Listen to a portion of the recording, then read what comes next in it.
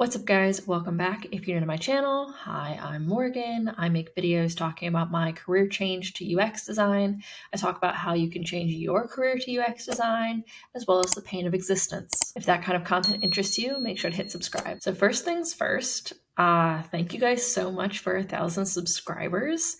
That's awesome, especially with how inconsistent I've been. So truly appreciate you. Second thing second, we're doing rogue videos from now on. I've learned that I speak more comfortably this way, and I'm more likely to make a video. I also want to address if the camera quality is off. I'm using a webcam right now because today's video, I will be screen sharing with you the portfolio presentation that I did that got me my job at Vanguard. So if you're new to my channel, I got a degree in international business. I was in marketing, decided marketing wasn't for me, joined a UX design boot camp at Career Foundry, finished that in 6 months. And then 6 months after that, I landed a position at Vanguard as a UX designer. And it's my dream job, dream company. I've been there for almost a year now. So around this time last year, I was making this presentation, if not presenting it. So yeah, it's really cool to see how far I've come. This presentation, so I didn't have any UX design experience. So I had reached out to the recruiter. I had asked, okay, what does the panel of interviewers want to see from this presentation? And he said that they wanted to see how I work in a team, as well as the outcomes of my projects. And I'm like, well, I only have conceptual projects.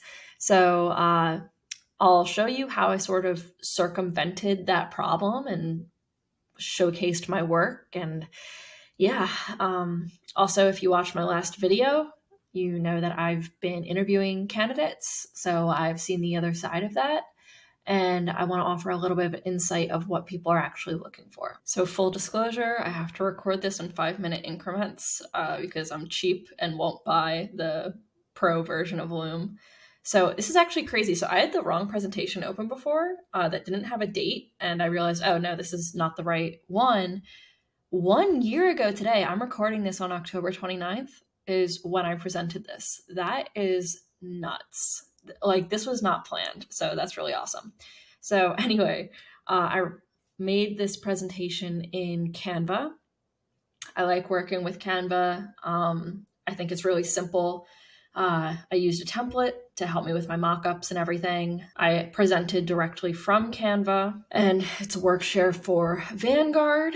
I wanted to show them that it was like personalized. This was my advice from my previous video about what interviewers are looking for. I would really try to avoid presenting from your portfolio site or anything like that. Like, make sure, even if it's like the same, just have it be a presentation. So that way, you know, people could be like, oh, can you go back a couple slides? Or, you know, it's just best to show that you actually put some personalized work into this for the people you're interviewing with. So I went over an agenda first, the structure and goals, 5-minute introduction, 10-minute for space cases, and 15 minutes for the main app handoff. So I want to take them through the about me a little bit. I just talked about, you know, where I went to school, my boot camp, how I started UX design, and the fact that I was using some accountability tools like posting on Medium as well as posting on YouTube, which is crazy. And then I also let them know, like,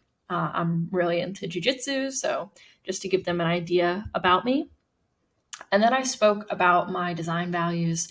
I value educational pieces, like something as literal as Duolingo that actually teaches you a skill, or something that offers you enough tools to learn how to do something yourself. So something like Zillow offers you their Zestimate, so that way you can learn how to value houses and stuff like that. And then I also talked about, I care about business goals. That comes from my business background, my marketing background. And I like to bring those things together to create holistic designs. This is a really like quick version of what I did. I went much more into depth and it was much more articulate. So I want to let them know that these projects are conceptual. So that way there would be no questions about, me working with a company, I didn't want to seem deceptive. So I let them know, like, I don't intend to develop these. These are all conceptual. So Space Cases was a design jam that I did. It was with one partner. So as I said earlier, I had asked the recruiter what are the interviewers looking for from this panel. And he said one of the things was how you work in a team. So this is an example, and the only example of when I worked in a team was with this design jam. It was with a UI designer who lived in a different area, and we had a really hard deadline. So I gave a little bit of background, what my role was, responsibilities, everything like that. I really got like the low fidelity stuff done and the information architecture. He focused on all of the UI design, and he was very talented. Gave a little background about the design jam, went over how we were able to do research with a time span of 2 weeks, and it's hard to get kids to do interviews, during the pandemic and everything. So went over that. The information architecture, did this in Procreate, and then showed them how I went through the wireframes. And what I really wanted to focus on was the conflict in communication and how that was resolved. And I went through prototyping. My personal challenge was dealing with game simulation. And as I said in one of my previous videos about junior designers and interviews, a mistake they make is, talking about everything as if it went perfectly, and no project goes perfectly. If it did, you did it incorrectly. So I also went over testing and how people were confused over what the tasks were and what the correct gestures were, because this was an iPad app and we were basically testing with adults because we didn't have kids available, which is a weird thing to say. So then it came down to crunch time. I forget what I said here. I think that I was saying that I would write notes next to where his UI didn't necessarily make sense, but you get the gist. So I basically went over all of the challenges. Oh, you can hear my voice in this. Oh my goodness. A little bit more about shh, Morgan of the past. Now's not your time. So obviously I showed the final designs, but I went over a lot of what it's like to work in a team with a hard deadline remotely. And I went through all of the problems that we came across and how we at least attempted to solve them. And showed some final screens. Aren't his characters so cool? He did an amazing job with the UI design. We simulated some AR stuff, which was really cool, but that's, So, and then I showed that we lost and talked about, how it's okay, what lessons I learned, and how I became a better designer because of it. Then I went into the meat of this presentation, which is the Handoff App with the tagline, "Hate taxes a little less." So again, conceptual project, but this is the one that I put money into for research and everything. I spent a lot of time doing this, and this was around the time that I had realized I want to go into the financial services industry. I'm I need a project showing that I care about that. Please do not make fun of my UI design. I know the colors I picked are terrible, but I was really focused on just the UX of this, which is my current role. I do not claim to be a UI designer, even though in my feedback, I've been told that I need to work on it. So anyway, I go through the whole process, problem statement. I talk about my hypothesis and why, the business opportunities, because I want to show a little bit of what I care about. So I thought that was a nice touch that made me stand out a little bit. So like I said, I used SurveyMonkey to get 111 participants who qualified for the survey, and got some good information from there. I also did interviews with friends, because that's really who this was for. This is a tax app for gig workers, people with non-traditional jobs. And that's all of my friends. So fortunately, I had a wealth of people to speak to. And yeah, so I just showed how I analyzed that, market research. And then there's a little bit of my analysis. I went into my personas. I spoke about why it was important for me to have two personas. Let me go back. So like Lonnie is my primary persona. She's someone who wants to learn more about taxes, while Preston is more negative about it. Like taxes are like annoying to him and he just wants an easy way to do it quickly. So this app would be for both people. And that's why it's important to have two personas. If you're just making stuff up, it's not going to work. You need to have reasoning behind it and you need to explain that reasoning. So next I just sort of went over, okay, after all of this, this was the concept. And then I explained why. User flows for each user. And I knew there needed to be desktop for people like Lonnie, who, she does a lot of Etsy stuff on her laptop. She's very adept with her laptop, while Preston is more on the go.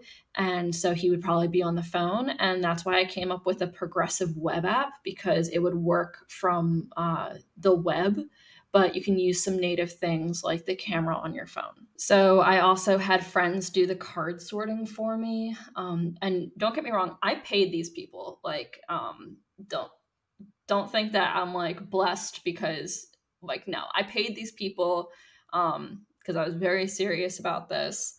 And yeah, did some card sorting exercises to help me with my information architecture a little bit. And then these are my refined site maps. And I talked about like what I changed and everything, but honestly, I can't remember. But obviously, if you're going to change something or refine something, explain what you changed and why. Then I just showed some of my low fidelity sketches. Wireframes. So this was like my Everest. So this app required a lot of onboarding. You need to answer a lot of questions in order to make this thing functional. So I went over some usability testing. I timed people to see how they did. I had 2 different types of onboarding, and just sort of showed like 2 users like the first one user like the second one. And I think it was the opposite of what I had expected. And I really spent the majority of this time just talking about this part of it. Like everything else I went through pretty quickly. And this was the thing that I really focused on because this gave me a ton of trouble. And it's the thing that I worked the hardest on. So I was like, I added like the parts that person number 2 liked, and I got rid of what person number 3 didn't like. And this is what I came up with. And I was sure that I had the solution, but they all hated it. It was worse than the beginning. So I went looking for inspiration outside of the financial services industry. I stopped looking at TurboTax or H&R Block. Like I stopped looking at those things. And I was like, who has a really long onboarding process with like a quiz that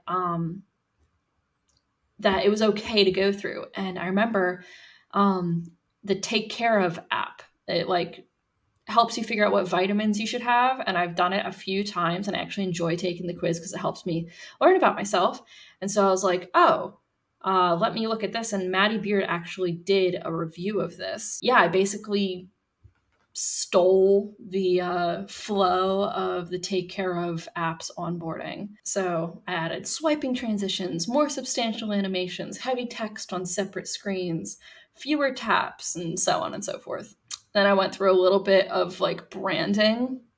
I didn't understand the difference between branding and a design system. So hopefully they ignored that. So this was the final design. I guess I could leave a link to this or something in the description so we don't have to go through this. But is there a way we can like fast forward? Yeah, so, oh my God, the colors are so terrible.